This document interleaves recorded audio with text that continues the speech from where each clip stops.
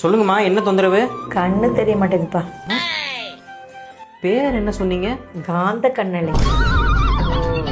சரி, எவ்வளோ நல்லா கண்ணு தெரியாது? அது பிறந்ததுலேருந்து தெரியாதுப்பா. சரி, இதுக்கு முன்னாடி நம்ம டாக்டரை பார்த்துருக்கீங்களா? எனக்கு தான் கண்ணு தெரியாது, அப்புறம் எப்படி பார்த்துருப்பேன்?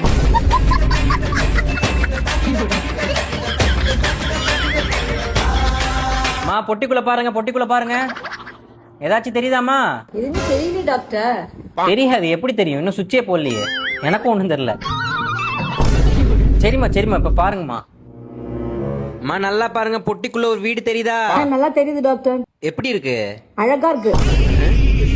அழகா இருக்கா? இப்ப தெரியுதா பாருங்க? தெரியுது டாக்டர்.